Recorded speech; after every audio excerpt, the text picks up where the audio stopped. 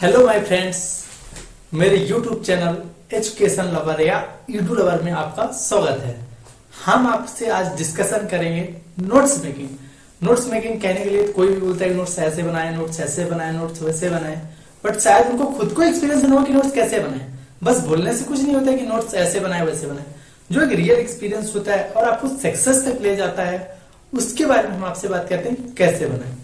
क्योंकि नोट्स आपको कुछ लोग सजेस्ट करेंगे, पहले दिन जाते हो नोट्स या किसी इंस्टीट्यूट या कुछ भी चीज, तो आप नोट्स बनाओ। नोट्स उतना टाइम बनाते हो तो आपके लिए तो नोट्स ही बना के आते हो इंस्टीट्यूट से, तो नोट्स बनाने की क्या जरूरत होती है।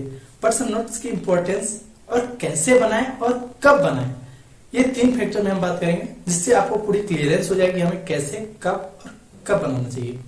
तो जो हम फर्स्ट स्टेप बात करते हैं, जब हम किसी इंस्टीट्यूट या किसी सेल्फ स्टडी दोनों करते हैं, तो फर्स्ट हम नोट्स बनाते हैं। तो इसमें जो थिंक होती है, हम जो चीज पढ़ते हैं तो हमारे लिए न्यू होता है, तो हमारे लिए every single line, every single topic हमारे लिए इंपॉर्टेंट होता है। हम उसको हर चीज लिखते हैं, हमें लगता है कि हर चीज इंपॉर्टेंट है, बट हम उसको पढ़ते पढ़ते कुछ चीजें हमें याद हो जाती है आफ्टर सम टाइम। जैसे पहले बनाते हैं तो हर सब्जेक्ट के एक अलग अलग नोट्स बनाते हैं, जिसमें कि बहुत सारे टॉपिक्स होते हैं, पूरे टॉपिक्स होते हैं, जिसमें कि डिफिनेशन होते हैं, पूरे डिटेल्स होते हैं। जैसे कि हम पर्टिकुलर किसी एक यूनिट की बात करते हैं, तो वो एक यूनिट एवरेज 50 to 20 पेजेस के हो जाते हैं, या कि 50 पेजेस के हो जाते हैं, 5 पेजेस।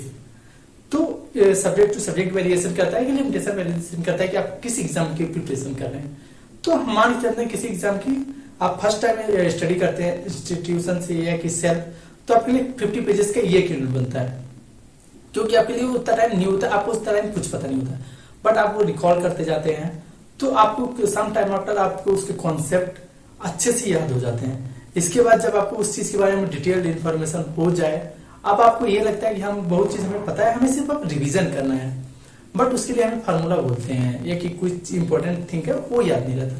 तो इसके लिए पहले आप सब्जेक्टली नोट्स बनाते हैं। सब्जेक्ट नोट्स बनाने के बाद फिर आपको एक यूनिक नोट्स बनाना होता है, जो कि मैं प्रिफर करता हूँ, ये कि सजेस्ट भी करता हूँ। तो जो सेकेंडरी नोट्स होता है, तो हम आपको दिखाते हैं कैसे बनाए, जो कि मैंने खुद बनाया है। तो जो मेरे ये 2 नोट्स हैं, तो जैसे मैंने पहले 20 नोट्स पढ़े थे, जो कि पूरी इतनी ऊंची गद्दी है मेरे पास, जिसके बारे में मैं दिखा नहीं रहा हूँ, बट है। तो जो डिटेल्ड नोट्स होते हैं, जो कि पूरे 10 to 20 सब्जेक्ट्स होते हैं, तो मैंने पूरा उनको नोट्स बनाया, जो कि आज बहुत मोटे हो चुके हैं।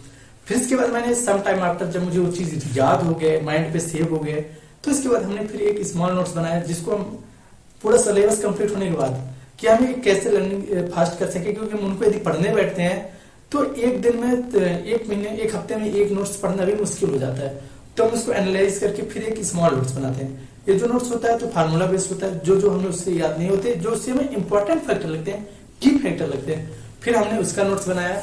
और इस जो नोट्स होता है, तो ये एक और चीज होता है कि आप इसको कैसे बनाएं। जो ये नोट्स होता है, तो इसमें आप जैसे ये बुक हमारा हुआ, तो जैसे ये हमारा जो सामने लिखा है पूरा, जैसे सब्जेक्ट है ओपन पीजेटी है, ये कि ईएमटी है, डिजिटल है, कम्युनिकेशन है, जो कि आपको मैं स्टेप बाय स्टेप दिखा रहा हूँ। जो ये यूनिट है जो इसमें है, तो इसमें पूरे टॉपिक बाय टॉपिक है। तो इससे क्या होता है कि जब आप कोई चीज न्यू थिंग स्टडी करते हैं, जैसे ये नोट्स पूरा है तो इसी पे बेस्ड है कि पूरा ये नोट्स है।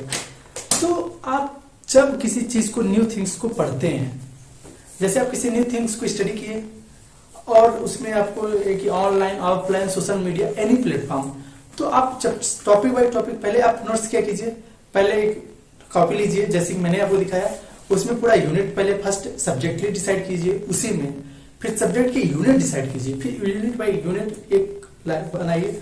आप उसको फर्स्ट में लिख दीजिए, मतलब जो लाइन होता है इंडेक्स बनाइए, फिर इंडेक्स में आप प्रॉपर लिख दीजिए ये। और इसमें आप क्या कीजिए, जैसे आप कोई न्यू क्वेश्चन है एज अ न्यूमेरिकल टाइप से, और आपको लगता है कि हमारे फ्यूचर में हेल्पफुल होगा, तो आप उसके टॉपिक में लिख दीजिए, उसी के सीक्वेंस में लिखिए जहां पास उसकी नीड है, जहां पास वो टॉपिक है, ताकि आप दोबारा सिर्फ एक बार just seen it and you can go it. आप एक बार देखो, आपके माइंड में पूरा रिकॉल हो जाए और आप आगे बढ़ जाओ। ये नहीं कि आप उसी में डूब जाओ और आपका पूरा टाइम इन्वेस्ट उसी में हो जाए, क्योंकि आपके लिए काफी सिलेबस हो जाता है, काफी मटेरियल होता है पढ़ने के लिए। तो फर्स्ट प्रेफरेंस आप ये कीजिए कि टॉपिक बाय टॉपिक, ये लगभग मोटी होती है, ये कि जैसे वो 100 जैसे मैंने बताया कि एक यूनिट 50 पेजेस की होती है, तो आप जब सेकंड नोट्स बनाते हैं तो वो सिर्फ और सिर्फ मैक्सिमम 5 पेज की होनी चाहिए। 5 पेज भी बहुत होता है, लगभग 3 से 5 पेजेस होना चाहिए, 3 to 5 pages. As a 50 pages को आप ओवरकम करें, और वो 53 to 5 आपके लिए, किसी अदर के लिए, आपके लिए पूरा नोट्स उसके तरीके हो, ये कि आपके माइंड में जो डेटा उसमें तो याद होना चाहिए, ये कि उसमें होना चाहिए। तो एक फर्स्ट प्रेफरेंस आप ऐसे कीजिए। सेकंड बात आती है कि जब आपको लास्ट टाइम आपको एग्जाम पड़ता है, ये 2 या 3 दिन से मैक्सिमम आपको पूरा रिकॉल करना होता है, तो इसके लिए आप पहले उस नोट्स को कवर करेंगे। इसके बाद सेकंड ये नोट्स प्रिफर कीजिए जिसमें आप पूरा डेटा लिखेंगे, जिसमें आप कुछ क्वेश्चन के आंसर भी लिखेंगे, कुछ थ्योरेटिकल लिखेंगे, और थोड़ी मोटी होगी, जिसको पढ़ने में आपको करीब 5 दिन या 10 दिन में कंप्लीट हो जाए, एक बार पूरा एनालिसिस डेप्थ में करने में। सेकंड जो नोट्स बनाए आपको, जो 2 to 3 डेज, ये कि 1 डेज में आप पढ़ सके, तो जो सेकंड नोट्स जो मैंने बनाया था, तो हम आपको उसको दिखाते हैं। तो वो नोट्स के बारे में बात करते हैं। जो सेकंड नोट्स होता है, जो कि मैंने इतना पतला बनाया था, जो कि लास्ट टाइम में बनाया जाता है, जो कि आपको हेल्पफुल हो, या कि आप इसे ऑनलाइन से पढ़ रहे हैं तो आपको उसको कोई फार्मूला अच्छे मिल गए, कोई अच्छी बुक स्टडी कर रहे हैं तो आपको उससे फार्मूला मिल गए, या कि कहीं से आपकी बुक से अच्छे फार्मूला मिल गए जो कि आपको प्रीवियस में पढ़े ही नहीं थे, याद नहीं थे। ऐसा कंपटीशन में ना आम बात होता है, कोई बहुत बड़ी इशू नहीं है। और हर कोई भी किसी भी इंस्टीट्यूट से, जैसे मैंने टॉप मोस्ट इंडिया के इंस्टीट्यूट से पढ़ा, फिर इसके बाद एक प्रॉब्लम्स आती ही है, ये कोई बड़ी बात नहीं होती, क्योंकि सिलेबस में लेवल वेरिएशन होती है। तो जो मैंने सेकंड बनाया था, तो एवरेज उसी तरीके से बनाया था, बट इसमें जो डिटेल है, जैसे किसी चीज को मैंने पढ़ा, तो इसमें मैंने कोई क्वेश्चन का आंसर नहीं लिखा, उसका शॉर्ट टर्म लिख दिया। जैसे हमारा डायोड सर्किट जो इसमें आज 5 पेजेस में कंप्लीट होते हैं, जो कि हमारे मेन नोट्स में 50 पेजेस में कंप्लीट होते हैं, तो इसमें 2 पेजेस में कंप्लीट हो जा रहे हैं। जैसे कि ये देखा जाए, डायोड इतने में और इतने में कंप्लीट होता है। बीजेटी मॉसफेट का जो टॉपिक है, तो 2 to 3 पेजेस में कंप्लीट हो जाता है। तो इसके ये एडवांटेज होते हैं कि आप बहुत कम टाइम में पढ़ पाते हैं। तो आप यदि बड़े टॉपिक बाय टॉपिक लिखते हैं एज इंडेक्स बना के, आपको कभी कोई डाउट आता है, एक क्वेश्चन सॉल्विंग अप्रोच में, या लर्निंग में, या किसी भी टाइम पे, just go check on index, then visit on specific topic for specific time, क्योंकि टाइम आपके लिए बहुत इंपॉर्टेंट फैक्टर होता है। सबसे इंपॉर्टेंट फैक्टर होता है टाइम मैनेजमेंट।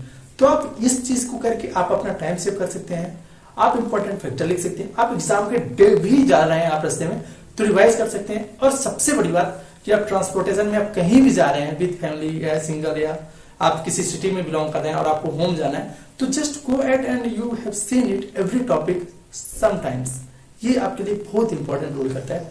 तो आप ऐसे नोट्स बनाए। अब ऐसे नोट्स कौन से टाइम पीरियड में बनाए, तो इसके बारे में हम मतलब डिस्कशन कर लेते हैं आपसे। तो जो हमारा टॉपिक होता है, तो जो हमारा मेन नोट्स होता है, जिसके बारे में बताया फर्स्ट में, जो 50 to 1000 एक यूनिट में कंप्लीट होता है, उसमें आप detail example everything is calculated. तो उसको आप एजुकेशन जिस एकेडमिक से पढ़ रहे हैं, एक सेल्फ स्टडी बुक से करें, उससे हो जाता है। इसमें आपके लिए कुछ नहीं करना होता। फिर इसके बाद जब आप उसे पूरा कवर कर चुकते हैं, फिर आप री एनालिसिस करते हैं, या कि उसी टाइम पे आप फार्मूले को इवेल्युएट करते हैं। आपको लगता है कि ये जरूरी नहीं है, ये जरूरी है, ये जरूरी है, ये जरूरी है, क्योंकि उसमें बहुत एक्स्ट्रा मटेरियल भी ऐड हो जाता है। तो आप उसको जो मैंने नोट्स बनाया उसमें लिख लीजिए। आप कोई टॉपिक आ रहा है, जैसे कि आप किसी कोचिंग में टेस्ट सीरीज की बात करता हूँ, टेस्ट सीरीज ज्वाइन किए, तो उसके जो इंपॉर्टेंट क्वेश्चन है कि आप पहले कभी नहीं देखे, तो उनको ऐड कर दीजिए। ऐसे टॉपिक को आप उनमें ऐड करते जाइए स्टेप बाय स्टेप। मोटी होती है कोई प्रॉब्लम नहीं, पर आपको some time 2 to 3 time after recall वो भी आपको याद हो जाता है। सेकंड बात होती है जो मैक्सिमम, तो जो एग्जाम पीरियड होता है, एग्जाम पीरियड जब हमारा 1 मंथ बचता है, 1 मंथ आफ्टर हमें इस नोट्स को डिजाइन करना चाहिए, 1 मंथ पहले, क्योंकि आपको पूरा सिलेबस कवर होता है, आपको मैक्सिमम चीजें याद हो जाती है उस टाइम तक। कुछ ही चीज बचती हैं जो कि आपको याद नहीं रहती, तो आपको उस शॉर्ट टर्म में याद करने के लिए आप उस नोट्स का रेफरेंस कीजिए। और इसमें भी आपको कोई चीज, जैसे कोई कॉन्सेप्ट आ रहा है, न्यू आ रहा है, आपको लग रहा है इसको ऐड कर देना चाहिए, आप उसे ऐड कर लीजिए अपने नोट्स में, जिससे कि आपको फ्यूचर में बहुत ही हेल्प मिलता है और आप इससे आगे बढ़ने की बहुत ही पॉसिबिलिटी होती है। तो नोट्स का जो ये अप्रोच होता है, ये अप्रोच आप किसी भी टीचर से डिस्कस कर लीजिए, ओवरऑल ये बेस्ट है। मैंने जो आपको एक्सपीरियंस शेयर किया, ये मैंने टॉप मोस्ट एजुकेटर टीचर, ये कि जो मैंने रियल एक्सपीरियंस शेयर किया, जो कि मैंने खुद फील किया और जो बेस्ट हुआ, मैंने आपको उसके साथ शेयर किया। तो लोगों का एक्सपीरियंस विथ मेरा एक्सपीरियंस मैं आपके साथ शेयर कर रहा हूं, जो कि मेरे हिसाब से आपके लिए बहुत ही हेल्पफुल होगा। Thank you, thanks for watching. जय हिंद।